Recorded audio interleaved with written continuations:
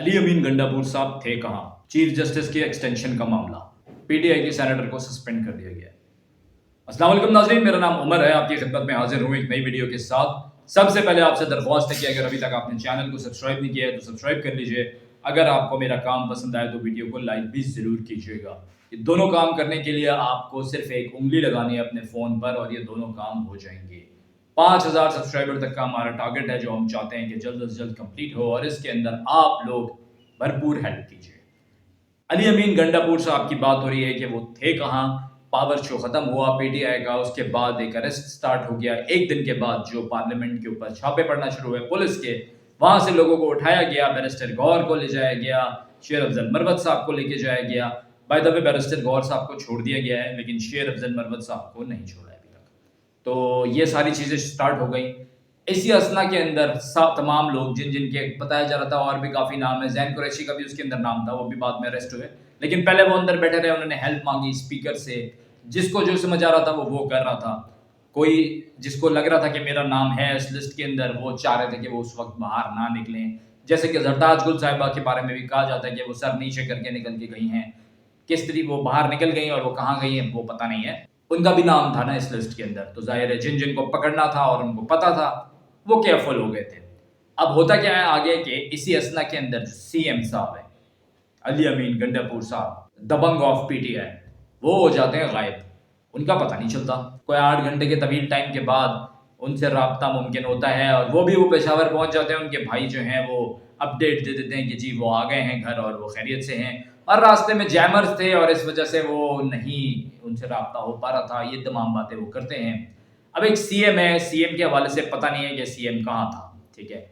और सीएम भी इतने दबंग जो पता नहीं क्या क्या बातें उन्होंने जलसे में की हैं। आधे से ज़्यादा मसला उन बातों की वजह से, बल्कि आधे से ज़्यादा क्या, मैं अगर बोलूँ 90% जो प्रॉब्लम क्रिएट हुई है वो इन बातों की वजह से क्रिएट हुई है जो उन्होंने की हैं कि मैं आ रहा हूँ पंजाब में और 14 दिन में रिहा करा देंगे, और ये तमाम जो बढ़ के मारी हैं उन्होंने, उनकी वजह से। आई एम श्योर आप लोगों ने वो चीज़ें देखी ही होंगी। तो अब आगे क्या होता है कि जब सीएम साहब पहुंच जाते हैं वापस तो उनसे सवाल होना शुरू हो जाते हैं, भाई थे किधर? अब वो जो दबंग साहब हैं वो अभी तक खामोश हैं। उन्होंने कोई एक आधे सहाफ़ी के साथ बात करके यही बताया है कि मेरी कोई मीटिंग थी। अच्छा, इस बात की तस्दीक कर दी है बैरिस्टर गौहर ने भी। उन्होंने कहा कि इन्होंने पहले बता दिया था कि मीटिंग थी किसी सिक्योरिटी के हवाले से और उस मीटिंग को इनको अटेंड करना था। तो वो मीटिंग क्या थी, क्या उसके अंदर डिस्कस होना था, किससे थी, ये तमाम बातें अभी तक बाहर नहीं आई हैं। अब ये बातें अली अमीन गंडापुर साहब की ज़बानी ही अगर बाहर आएँ और वही खुद आके चीज़ें बताएं तो मेरा ख्याल में ज़्यादा अच्छा होगा। जितने वो दबंग हैं, जो दूसरे मौज़ूआत के ऊपर बात करते हैं, जो वो धमकियाँ, जो वो तड़ियाँ लगाते हैं, मेरा ख्याल में अगर अपने बारे में भी कुछ बात करें तो उनके वोटर सपोर्टर्स पे एक अच्छा ही असर पड़ेगा। अच्छा, अब पीटीआई के एक सेनेटर हैं जिनको सस्पेंड कर दिया गया, ये क्या मामला है इसको डिस्कस करते हैं। फलक नाज साहिबा की तरफ से नाजेबा ज़बान इस्तेमाल की गई फैसल वाउडा को लेके, क्योंकि फैसल वाउडा जब बात कर रहे थे तो फैसल वाउडा ने भी कुछ बातें इस तरीके की जिसके ऊपर पीटीआई वालों का भी रिएक्शन आया। और जब एक ये रिएक्शन वाला जो सिलसिला शुरू होता है, जुमलेबाजी जब शुरू होती है, तो इसके अंदर नाजेबा ज़बान भी इस्तेमाल होती है। और मेरा ख्याल में पीटीआई इस वक्त सबसे आगे है इन तमाम चीज़ों में। तो जब उनकी तरफ से इस तरीके के जुमले इस्तेमाल किए गए और फिर मुस्तकिल पीटीआई की तरफ से बयानबाजी जारी रखी गई, बाद में ऑल्दो शिबली फराज साहब ने भी काउंटर करने की कोशिश की, लेकिन उस वक्त यूसुफ रज़ा गिलानी साहब थे जो कि हाउस को कंट्रोल करने की कोशिश कर रहे थे, और बाद में उन्होंने ही सस्पेंड किया है फलकनाज साहिबा को, क्योंकि फैसल वाउडा ने डिमांड की थी कि इनको सस्पेंड करें। इन्होंने गाली दी है और मेरी माँ के बारे में मुग़लज़ात बकी हैं। अब एक बहुत ही अहम मुद्दा सीजे चीफ जस्टिस साहब की एक्सटेंशन के हवाले से जो बात उन्होंने की थी वो उन्होंने बताया कि अनऑफिशियल थी और अनऑफिशियल बात को ऑफिशियल कर दिया गया। क्योंकि एक चीज़ अगर आप देखें ना, कोई भी बंदा खड़ा होगा ना और वो किसी भी ऐसी बड़ी हस्ती के साथ खड़ा होगा और उसको लगेगा कि कोई स्टेटमेंट ऐसी आ गई है जिससे ज़रा अपनी रोजी रोटी चल सकती है, व्यूज़ आ सकते हैं, तो वो उस बात को ज़रूर हाईलाइट करेगा। डायरेक्टली नहीं बताएगा तो इनडायरेक्टली बताएगा, घुमा फिरा के बताएगा, लेकिन कोशिश करेगा कि वो बात उसी के एंड से बाहर आए। तो अब ये जो एक्सटेंशन वाला मामला था इसको भी मिस इंटरप्रेट किया गया है, और ये एक्सटेंशन अगर सबको मिली तो फिर सभी को मिल सकती है। आप समझ सकते हैं सब से मुराद सब है। इमरान खान साहब ने लास्ट अपनी जो उनकी सहाफ़ियों के साथ मीटिंग थी उसके अंदर बता दिया था कि जो सीजे हैं वो ज़रूर एक्सटेंशन लेंगे, तो मुझे उनकी ये बात सही होती नज़र आ रही है। अब ज़रा बात कर लेते हैं पीटीआई के अगले जलसे की जो लाहौर में है। आप लोगों की क्या राय है, वो जलसा होगा या नहीं होगा? میں اس کے حوالے سے دیکھ رہا ہوں اگر تو تصادم دیکھ رہا ہوں یا نہ ہوتا ہوا دیکھ رہا ہوں. زیادہ چانسز ہیں کہ نہ ہو, ان کو اجازت نہیں دی جائے, کیونکہ اب یہ مدعا اٹھا دیا گیا ہے کہ انہوں نے ایس او پیز کی پابندی نہیں کی, ٹائم پہ جلسہ ختم نہیں کیا, تو اس وجہ سے میرا خیال میں ان کو آگے اجازت دینا پاسبل نہیں ہوگا. تو میں سمجھتا ہوں کہ اب جلسوں کے اوپر ان کے اسٹاپ لگایا جائے گا. آپ کی اس بارے میں کیا رائے ہے؟ آپ نے کامنٹ کر کے ضرور ہم کو اپنی رائے سے آگاہ کرنا ہے. اب ذرا بات کر لیتے ہیں اسرائیل اور فلسطین کی جنگ کے حوالے سے. اسرائیل نے جو بم باری کی ہے وہ یو ایس کے جو بنائے ہوئے بم ہیں, یو ایس میڈ بمز جو ہیں وہ استعمال کیے ہیں, جس کے اوپر ابھی صرف کنڈیم نہیں کیا جا رہا ہے, لیکن بتایا جا رہا ہے کہ اس طرز کے انہوں نے بم استعمال کیے. اچھا, پی ٹی آئی کی طرف سے کہا جا رہا ہے کہ ہمارا جو اب ریلیز کا سلسلہ شروع ہو گیا یہ نہیں رکے گا, اور ہم لاہور میں بھی ریلی کریں گے, اس کے بعد سندھ میں بھی کریں گے, لیکن اب یہ نہ رکنے والا سلسلہ ہے. وہیں پہ میں ذرا بات کر لیتا ہوں نیشنل اسمبلی کے اسپیکر کی ایاز صادق صاحب. ایاز صادق صاحب نے بھی کہا ہے کہ جو پی ٹی آئی کے لوگ جو اریسٹ کیے گئے ہیں ان کو ریلیز کیا جائے, جو اسمبلی سے اریسٹ کیے گئے ہیں. تو اب ناظرین آ جاتے ہیں تھوڑی سی ٹیکی نیوز کے اوپر.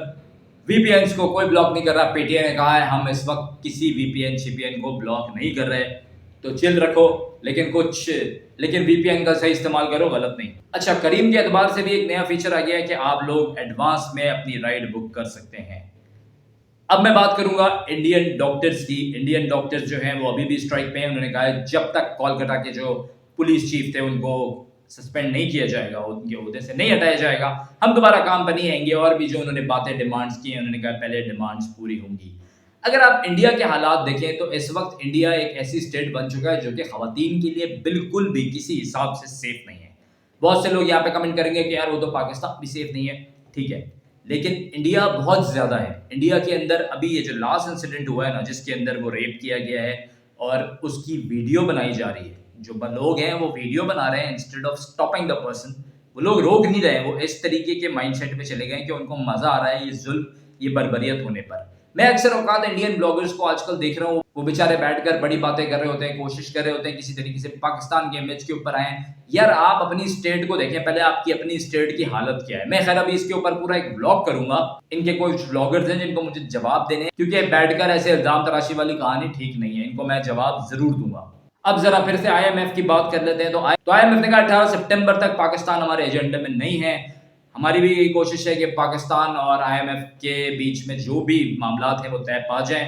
کہنے کو تو ایک قرضہ ہے, لیکن یہ قرضہ ہے. بیل آؤٹ پیکج پاکستان کے لیے بہت ضروری ہے. اگر یہ وقت پر نہیں آیا تو پھر ڈالر کی قیمت اوپر جائے گی اور وہ سارا پریشر عوام پر آئے گا. آئی پی پیز کو ہم پے کر رہے ہیں ڈالرز میں, یاد رکھیے گا بجلی کی قیمت کی مد میں پیسے بڑھ سکتے ہیں. اب ذرا اینڈ میں خان صاحب سے بھی متعلق اہم بات کر لیتے ہیں. خان صاحب نے کہا ہے مذاکرات کے دروازے اب بند ہو گئے ہیں. خان صاحب نے کہا میں علی امین گنڈا پور کے ساتھ کھڑا ہوا ہوں. جو لوگ بھی کہہ رہے ہیں کہ ان کی اسٹیٹمنٹ غلط ہے یا اس پہ معافی مانگ رہے ہیں وہ بزدل لوگ ہیں. تو بیسیکلی میرے خیال میں بیرسٹر گور کو شاید ہٹ کیا, کیونکہ وہی مانگ رہے تھے معافی, غیر مشروط معافی انہوں نے صحافیوں سے مانگی تھی, اور وہ علی امین گنڈا پور صاحب کی اسٹیٹمنٹ پہ ہی مانگی تھی. تو خان صاحب نے تو انڈورس کر دیا علی امین گنڈا پور کو. اب یہ جو دروازے بند ہونے والی بات کی ہے نا انہوں نے, کہ اسٹیبلشمنٹ کے ساتھ دروازے بند ہو گئے ہیں ہمارے مذاکرات کے, تو بھائی یو ٹرن آنے والا ہے. ٹھیک ہے, آپ لوگ دیکھ لیجیے گا, اس کے اوپر 100% یو ٹرن آئے گا. کیونکہ پھر کہاں کیا کرو گے اس کے بعد؟ اگر آپ یہ نہیں کریں گے, مذاکرات نہیں کریں گے آپ باہر آنے کے لیے, تو آپ کیا کریں گے؟ آپ کو اقتدار میں اگر آنا ہے تو بھی آپ کو مذاکرات کرنے پڑیں گے, اور کہاں کرنے پڑیں گے یہ مجھے بتانے کی ضرورت نہیں ہے. تو یہ جو بیکار والا ہی مین بننے کی کوشش کی جاتی ہے نا, میرے خیال میں اس کی ضرورت نہیں ہے. مسئلہ سارا یہیں پہ آ رہا ہے. اگر اس دورانیے میں خاموشی اختیار کر لی جائے, چپ ساتھ لی جائے, تو میرے خیال میں کافی ایسے مسئلے ہیں, تو میرے خیال میں کافی سارے مسئلے خود ہی حل ہو جائیں گے. امید کرتا ہوں آپ کو آج کی ویڈیو پسند آئی ہوگی. اگر پسند آئی ہے تو چینل کو سبسکرائب کر لیں, ویڈیو کو لائک کیجیے, اور ہمارے 5000 سبسکرائبر کا ٹارگٹ کمپلیٹ کرنے میں ہیلپ کیجیے. اللہ پاکستان کا حامی و ناصر رہے.